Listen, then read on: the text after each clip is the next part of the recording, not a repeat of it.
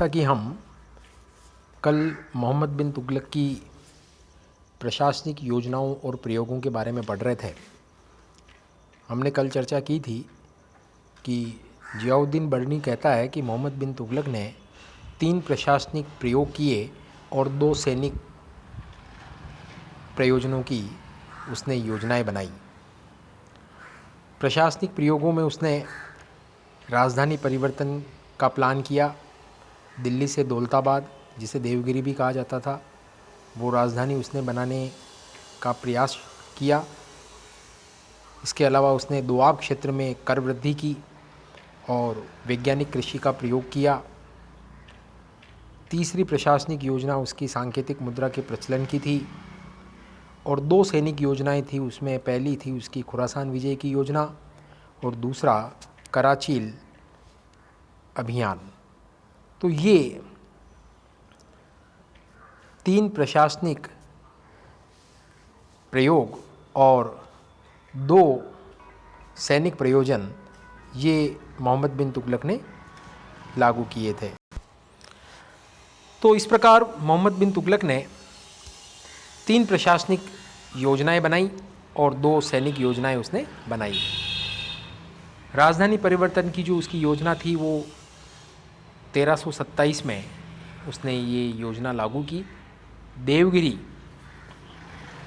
जो दक्षिण में था, जिसको दौलताबाद भी कहते हैं, उसको उसने अपनी राजधानी बनाई। जियाउद्दीन बर्नी कहता है कि देवगिरी सल्तनत के मध्य में पड़ती थी, इसलिए वहाँ से सुल्तान मोहम्मद बिन तुगलक पूरे साम्राज्य पर नियंत्रण रख सकता था।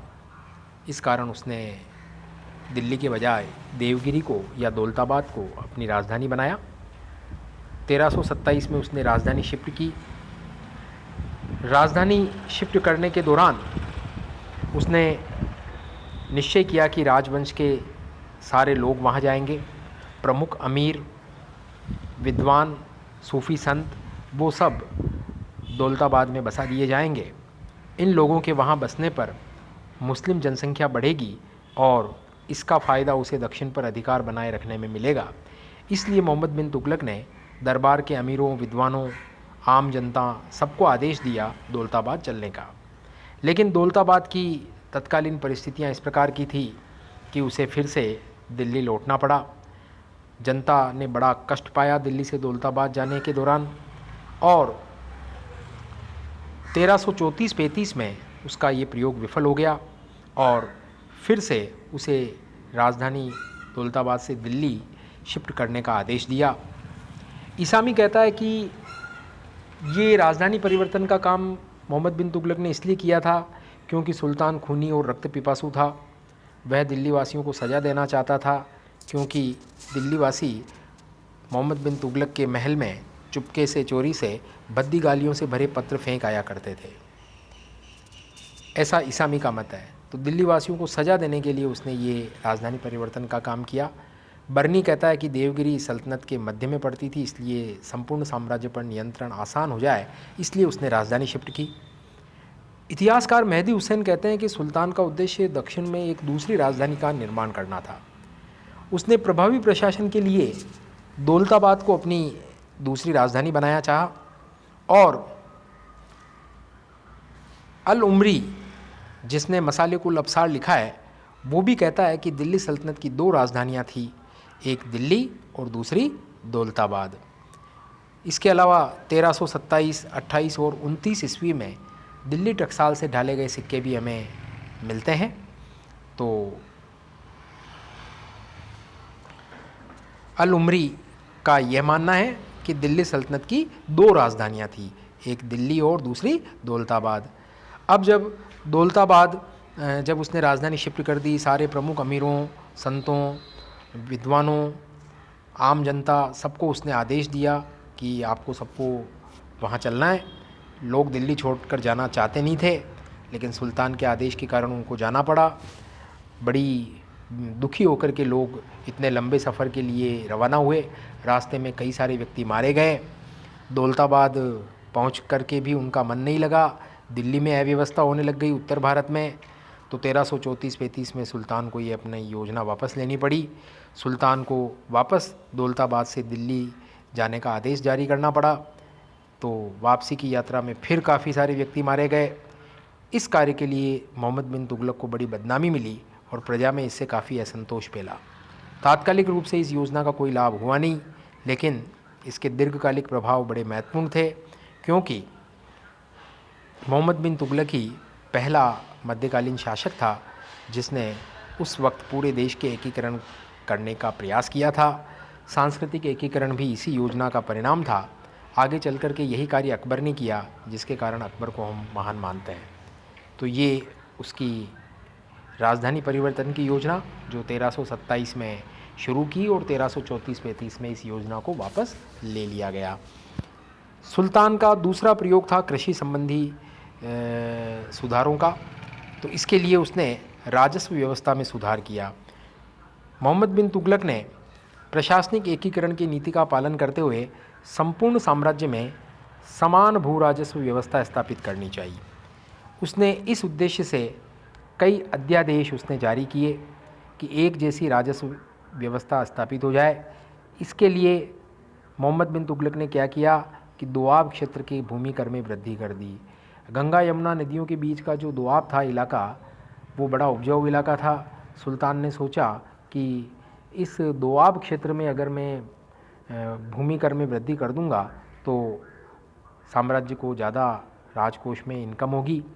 ये नई दर बहुत अधिक नहीं थी वैसे, क्योंकि अलाउद्दीन खिलजी ने भी दोआब में 50% की वृद्धि कर रखी थी। किंतु जिस समय मोहम्मद बिन तुगलक ने लगान बढ़ाया, उस वक्त दोआब में अकाल पड़ रहा था और सुल्तान मोहम्मद बिन तुगलक के जो लगान अधिकारी थे, वो लगान अधिकारी निर्दयता के साथ कर वसूल कर रहे थे। ये सुल्तान की बदकिस्मती थी कि जिस वर्ष उसने दोआब में लगान की दर को बढ़ाया, उस वक्त वहाँ पर अकाल पड़ रहा था और अकाल पड़ने के साथ साथ लगान अधिकारियों ने निर्दयता के साथ कर वसूल किया, जिसके परिणाम स्वरूप विभिन्न स्थानों पर विद्रोह भड़क उठे। मेहदी हुसैन कहते हैं कि सुल्तान की सेना से जो सैनिक निकाल दिए गए थे, वो सैनिक दोआब क्षेत्र में खेतीबाड़ी कर रहे थे और जब कर बढ़ाया गया और उन्होंने कर के स्थान पर कर देने के स्थान पर लोगों ने खेती करना ही बंद कर दिया, लगान अधिकारियों को मार भगाया, तब सुल्तान को लगा कि ये निर्दय शक्ति के साथ लगान वसूलना उचित नहीं है। सुल्तान को फिर एहसास हुआ अपनी गलती का कि अकाल पड़ा हुआ है, किसानों की कमर वैसे ही टूटी हुई है। ऐसी स्थिति में निर्दयता के साथ लगान अधिकारी जो ये लगान वसूल कर रहे हैं, ये अनुचित है। तो सुल्तान ने समस्या समाधान के फिर प्रयास किए। सुल्तान ने क्या प्रयास किए? कृषि के पुनर्वास के लिए बहुत सारा काम किया। किसानों को राहत देने के लिए कई कदम उठाए। किसानों को हल, बैल, बीज आदि दिए गए, बैल दिए गए, बीज दिए गए, हल दिए गए, सिंचाई के लिए कुएं खुदवाए गए, परंतु इनसे कोई विशेष लाभ नहीं हुआ, क्योंकि ये कार्य काफ़ी देरी से किए गए थे। इस योजना की असफलता के लिए स्थानीय अधिकारियों की निर्णायक भूमिका को माना जाता है। अब कृषि क्षेत्र में सुधार करना उसके लिए ज़रूरी हो गया था। तो ऐसी स्थिति में मोहम्मद बिन तुगलक ने दीवाने कोही नामक एक नए विभाग की स्थापना की।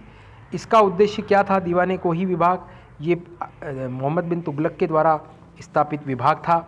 इसका उद्देश्य था राज्य की ओर से सहायता देकर के कृषि योग्य भूमि का विस्तार कर दिया जाए।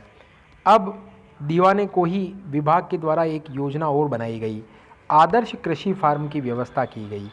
ये आदर्श कृषि फार्म ये एक महत्वाकांक्षा योजना सुल्तान मोहम्मद बिन तुगलक के दीवाने कोही विभाग ने बनाई। दुर्भाग्यवश आदर्श कृषि फार्म की योजना भी असफल रही। सुल्तान ने क्या किया कि दोआब क्षेत्र का ऐसा इलाका चुना जो अपेक्षाकृत बंजर था और वहाँ पर एक मुश्त उसने सरकारी अधिकारियों के माध्यम से खेती करवाई। लेकिन आदर्श फार्म के रूप में जो जगह चुनी गई थी, मैंने बताया आपको कि वो बंजर इलाका था। सुल्तान ने इसकी ओर ध्यान नहीं दिया। इस कार्य के लिए जो अधिकारी नियुक्त किए गए थे, इस आदर्श कृषि फार्म में खेती करके बड़े पैमाने पर उत्पादन करने के लिए जो ये अधिकारी नियुक्त किए गए थे, उनको जो धनराशि दी गई थी उन धनराशि का उन अधिकारियों ने दुरुपयोग कर दिया, गबन हो गया और जगह भी अच्छी नहीं चुनी गई थी। और वैसे भी इस प्रकार के फार्म हाउस जो बड़े बड़े बनाए जाते हैं उनमें परिणामों का इंतज़ार करने के लिए 4-5 वर्ष बहुत कम होते हैं, तो लंबा इंतज़ार भी करना पड़ता है। परंतु दुरुपयोग किया गया धनराशि का, बंजर स्थान को चुना गया।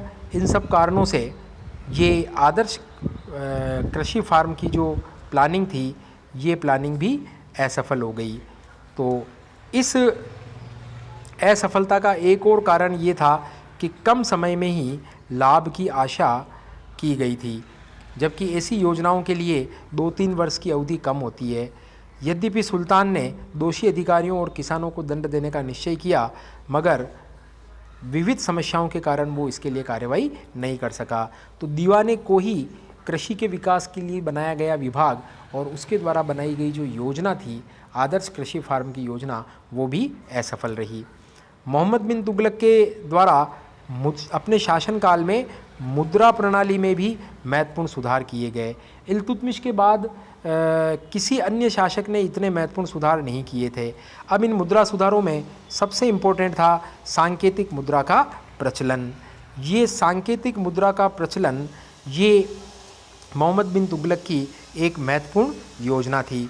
सांकेतिक मुद्रा क्या था कि मोहम्मद बिन तुगलक के जो अन्य देशों के समकालीन शासक थे वो भी करते थे, जैसे ईरान के शासक और चीन के शासक, इन्होंने भी तत्कालीन समय में सांकेतिक मुद्रा का प्रचलन किया था।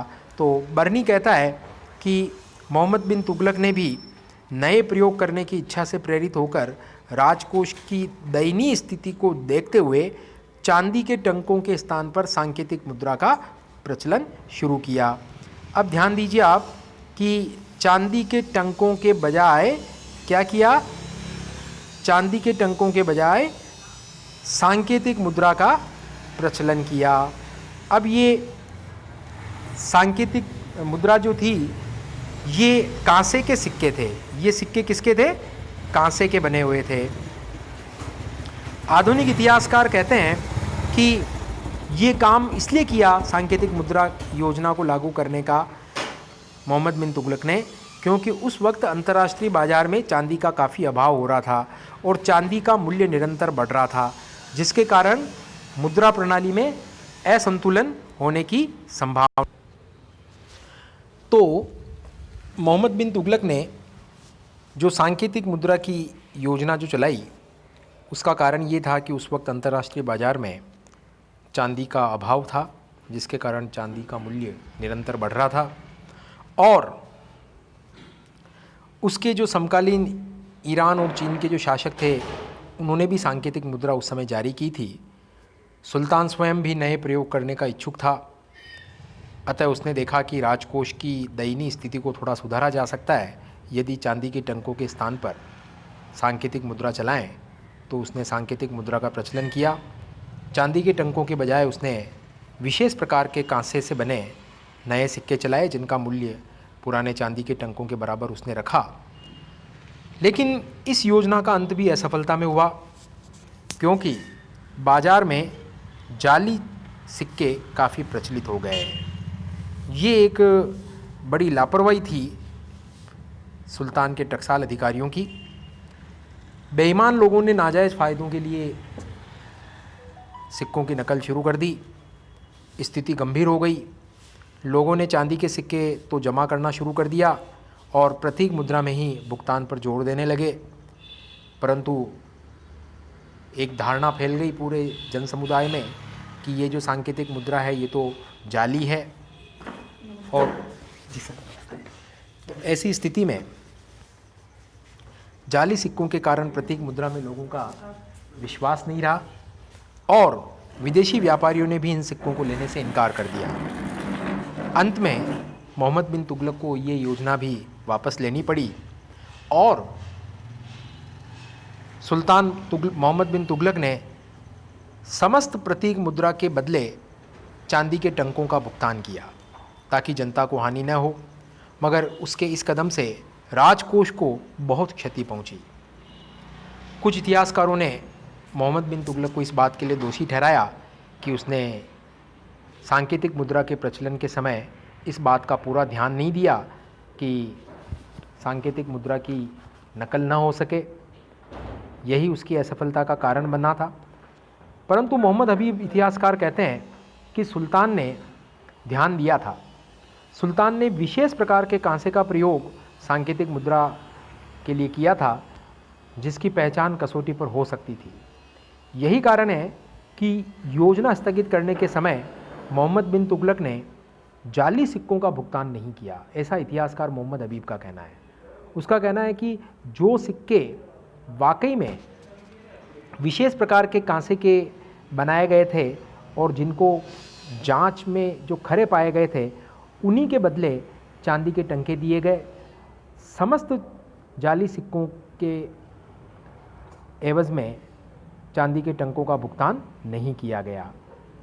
कहा जाता है कि आम प्रजा ने लेन देन में आवश्यक सावधानी नहीं बरती, इस कारण ये योजना असफल रही। हर हिंदू का घर टकसाल बन गया, ऐसा आरोप लगाया जाता है कि हर हिंदू व्यापारी का घर टकसाल बन गया। बहुत ज़्यादा जाली सिक्के घरों में छापे जाने लगे, तो इसको भी वापस लेना पड़ा, इस योजना को भी। अब दो उसकी सैनिक प्रयोजन वाली योजनाएं थी।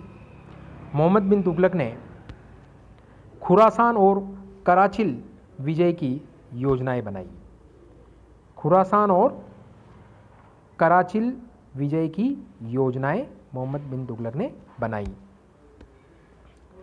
खुरासान अभियान के लिए मोहम्मद बिन तुगलक ने 3,70,000 सैनिक भर्ती किए और इन सैनिकों की भर्ती करने में अपार धनराशि खर्च हुई। 1 वर्ष का उन्हें अग्रिम वेतन भी दे दिया गया। ये खुरासान विजय की योजना जो थी, खुरासान के सुल्तान अबू सैयद के विरुद्ध बनाई थी। कहा जाता है कि मोहम्मद बिन तुगलक ने मंगोल आक्रमणकारी नेता तर्माशिरीन और मिस्र के सुल्तान को अपने साथ मिलाकर के खुरासान के सुल्तान अबू सैयद के विरुद्ध एक त्रिमैत्री संगठन बनाया। ध्यान दीजिए, खुरासान अभियान के लिए एक त्रिमैत्री संगठन बनाया गया, जिसमें खुरासान के सुल्तान अबू सैयद के विरुद्ध था।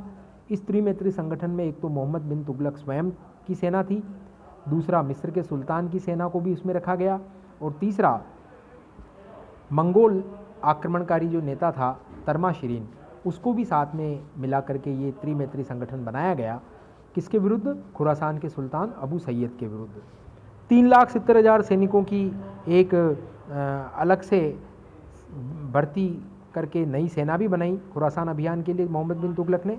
इन सैनिकों की भर्ती करने में अपार धनराशि खर्च हुई। 1 वर्ष का इनको अग्रिम वेतन भी दे दिया गया।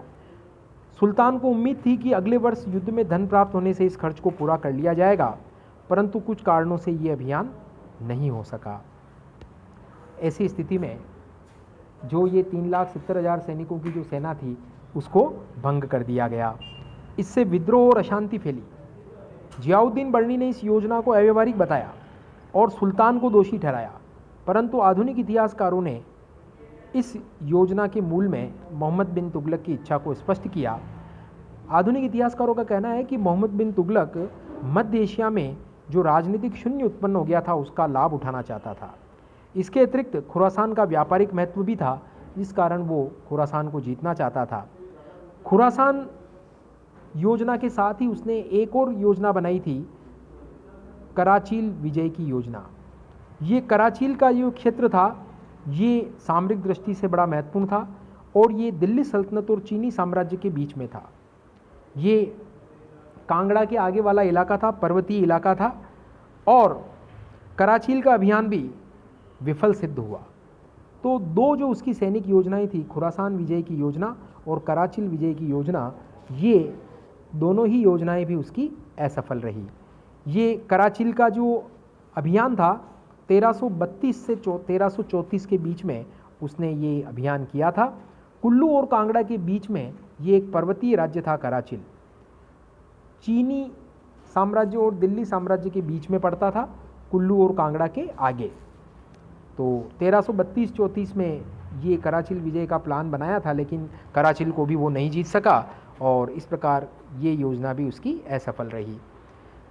तो ये तो हो गई मोहम्मद बिन तुगलक की प्रशासनिक और सैनिक योजनाएं जो कमोबेश असफल ही रही। अब मोहम्मद बिन तुगलक के समय में आखिर ये योजनाएं बनाई तो बड़ी अच्छी थी, उद्देश्य बड़े अच्छे थे, लेकिन असफल इसलिए रही कि इन समस्त योजनाओं को लागू करने का जो दायित्व था वो जिन प्रशासनिक अधिकारियों पर था, वो प्रशासनिक अधिकारी अकर्मण्य और भ्रष्ट थे।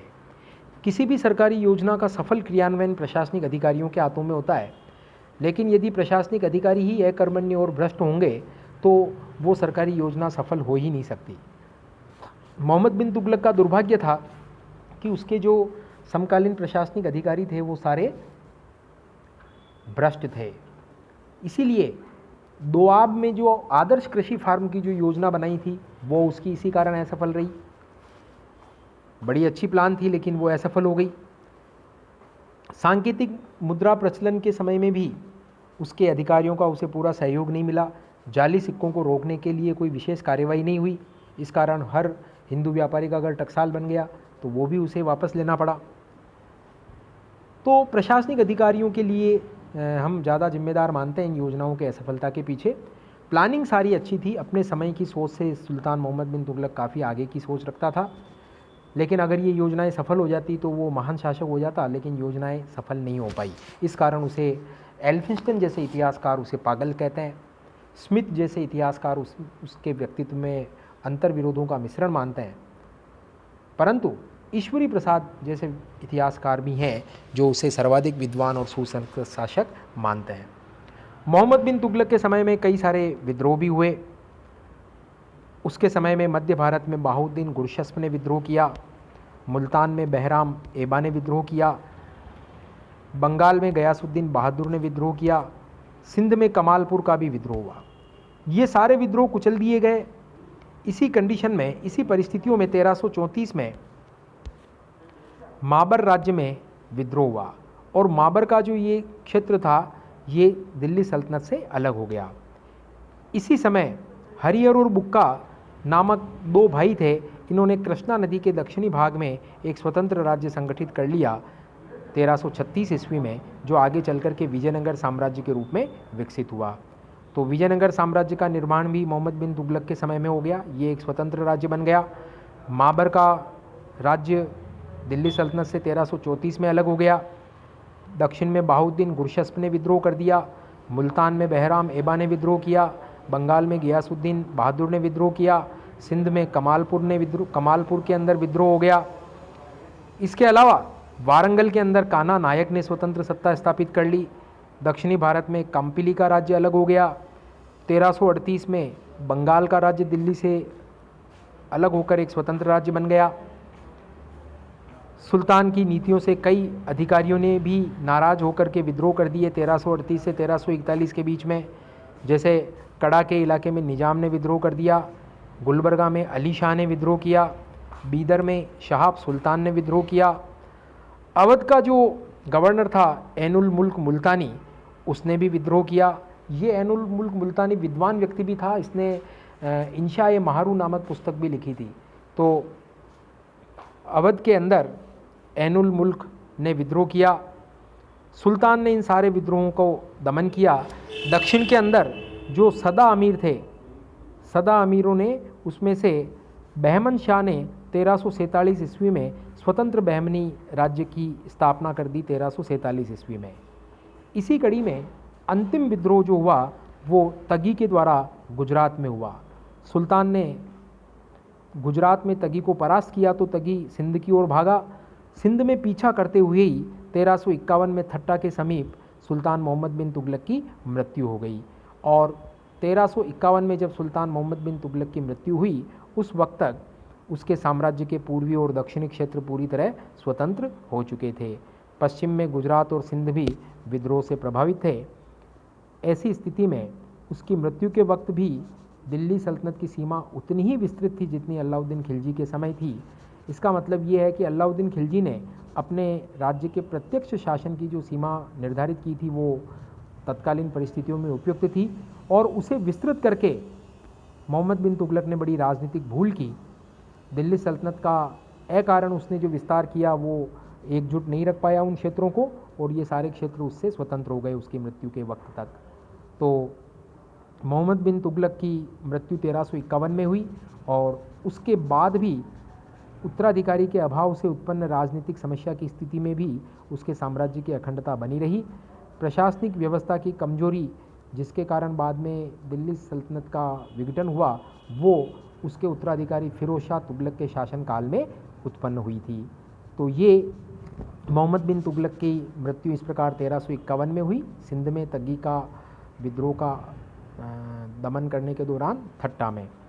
अब मोहम्मद बिन तुगलक की असफलता के बारे में कोई मतभेद नहीं है। सभी इतिहासकार कहते हैं कि एक शासक के रूप में वो असफल रहा। विवाद इस बात को है कि क्या उसकी असफलता उसके पागलपन और व्यक्तिगत दोषों का परिणाम थी, या उसके मूल में प्रतिकूल परिस्थितियों का दोष था। कहा जाता है कि मोहम्मद बिन तुगलक एक सजग और सचेत शासक था। राज्य प्रशासन और धर्म के क्षेत्र में उसने कई सुधार किए थे। न्याय व्यवस्था को उसने संगठित किया था, दंड विधान को उसने कड़ा किया था, न्यायिक समानता उसने स्थापित करने की प्रयास किया था। उसके समय में न्याय निष्पक्ष तरीके से होने लगा था। मोहम्मद बिन तुगलक ने अमीरों के प्रति कठोर नियंत्रण की नीति पालन की। प्रशासन में योग्यता को आधार बनाकर उसने निम्न वर्ग के लोगों को और यहाँ तक कि हिंदुओं और जैनियों को भी प्रशासन में उसने उच्च पद दिए। इससे तुर्क सामंत और बर्नी जैसे इतिहासकारों ने सुल्तान मोहम्मद बिन तुगलक की आलोचना की। धर्म के क्षेत्र में मोहम्मद बिन तुगलक बड़ा उदार और सहिष्णु था। उसने उलेमा वर्ग के प्रभुत्व में उसने कटौती की। अतः कट्टर मुसलमान और रूढ़िवादी उलेमा ये तुर्क अमीरों के साथ मिलकर के उसके शत्रु बन गए। जिस समय मोहम्मद बिन तुगलक के साम्राज्य का विस्तार चरम पर था, उस समय की परिस्थितियों में इतने विशाल साम्राज्य को नियंत्रण रखना कठिन था। आंतरिक विद्रोह भी बराबर हो रहे थे। हमने पढ़ा था पहले कि मोहम्मद बिन तुगलक के काल में कुल 34 विद्रोह हुए थे, जिसमें 27 तो अकेले दक्षिण भारत में हुए थे। तो विद्रोहों की समस्याओं में उसे बराबर जूझना पड़ा। प्राकृतिक प्रकोप भी उसकी असफलता के लिए कारण बने। जिस वक्त उसने दोआब में कर वृद्धि की, दुर्भाग्यवश उसी वर्ष दोआब में अकाल पड़ गया था। तो दोआब क्षेत्र में कर वृद्धि की उसकी योजना असफल हो गई। तो प्राकृतिक प्रकोप भी उसकी असफलता के लिए महत्वपूर्ण कारण थे।